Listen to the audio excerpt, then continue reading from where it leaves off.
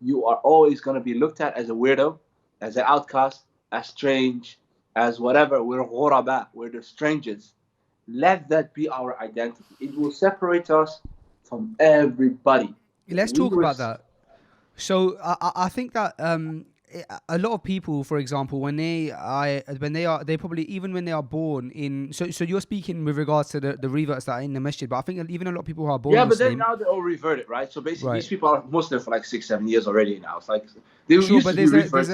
there's a high chance that they're still seen as the like you said, the weirdo in their family, Yeah, yeah. because the ghuraba, and there's a lot of people also who are born Muslim who then Mm-hmm. start practicing, Mm-hmm. and they are seen as the quote unquote weirdo in the family, Yeah. and I think that oftentimes a lot of these brothers and sisters, what they can do is that they can feel constantly like the outcast, right, Yeah. and it can get you Mm-hmm. down. And No, bro, embrace it.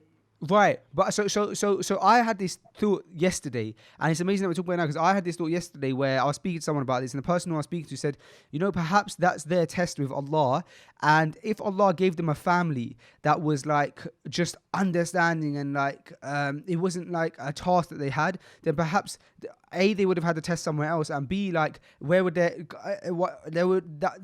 test wouldn't exist, right? Yeah. So yeah, so talk to me a bit about that. You said embrace it. What would you say to those people who probably do feel like the quote unquote weirdo? And I think there's a lot of us weirdos out there.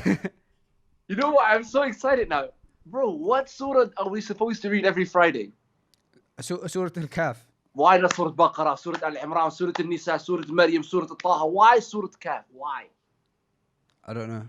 Ah, this is one of these things that it just blew my mind when I thought about this, man. My teacher was teaching us for years, Faisal. Years, Surah Al Kaf, right? Years. Isn't there a difference? Do you know what? Actually, I don't want to get into the I don't want to get into the kind of deep rooted matters, but let's speak about Surah Kahf anyway. It's because of the strangers, bro. Did the Rasulullah only give this advice to, like, okay, if you start a Muslim, read Surah Kahf? Or did he even say, even if you're a scholar, even if you're the biggest sheikh, even if you're a general, even if you're a king, if you're a Muslim and you have some iman and you want to follow the Sunnah, you're supposed to read Surah Kahf? Yes or no? I don't know. Well, okay. Surah Kahf is prescribed for every Muslim as a major advice.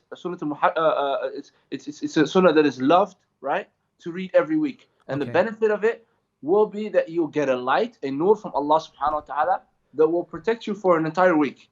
Okay. So every week you read Surah Al-Kahf, it will just be a light for you. Just like Surah Al-Jum'ah will be a light for you. It's going to be a blessing, right? It's also the thing that's going to protect you against the biggest fitna that's going to come to mankind, that's the Dajjal. Okay. But Surah Al-Kahf doesn't talk about especially the beginning. It doesn't talk about Mary, the best lady that's ever created, the mother of Jesus, yada yada yada. It doesn't talk about Luqman, a righteous servant of Allah that was inspiring his son. It doesn't talk about the greatest prophet Muhammad sallallahu alaihi wasallam, or Ibrahim or Musa. No, man. It goes and talks about a couple of kids, a couple of guys who are all supposed to follow everybody else in a land where morality and everything was changing. They couldn't help it, and they were the strange ones. Furthermore, they were supposed to either be imprisoned or killed. So what did they do? They didn't they didn't give in. They didn't follow accepted the pressure. No, man. They just said, let's just go away for some time and figure out how to deal with this challenge. So they didn't accept the fact that it was getting hot, right? They didn't give up. These couple of guys went into a cave, just fall asleep while stalking late into the, just fell asleep like everybody and every group of friends of guys can.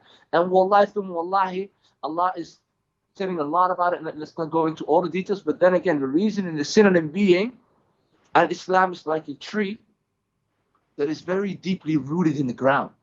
Up to the moment, Faisal, that not even the easiest elements or the strongest elements will make that tree shake or move. A tsunami sometimes can like literally take everything with it, but some trees will stay because they're that deeply rooted. So if you were supposed to hang out to that tree, you will never ever be flooded away. And that tree is Islam, the Quran. If you hold strongly to that, of course you're going to be strange. You're going to be the last man standing because morality changes. It used to be in the 70s, right, that people were very immodest. Then a time of a lot of modesty and shyness came and whatever. And now we're going back to a very immodest society again, right? People shift, morality shifts, but Allah, Islam will stay the same. So if you keep on holding strong, you'll always be the weirdo, you'll always be the outcast, but you'll never have the feeling to compete with everyone.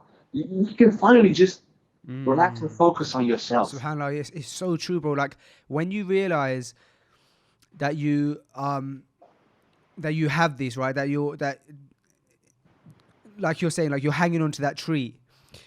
You're right in saying that all of a sudden you don't mind like being a weirdo, quote unquote, or things don't affect you as much because you completely understand where you're at. And I think the problem other times is when you're like trying to find yourself or you haven't found yourself, you're going with this way and then you're going that way and things are affecting you because you don't really know where you're going. So you're right, I suppose that even if you are kind of seen as the outcast in your family, the outcast in your friends, or the outcast at work, you know where you're at and you know your position, you know where you stand, you know what your purpose is in life, and at least you have that. And that's actually the biggest thing in life. And you have that, and the reason exactly, so the reason you're the outcast is because you have the thing that 90% of probably the people around you don't have, which is the understanding of why you're supposed to why you're on this planet.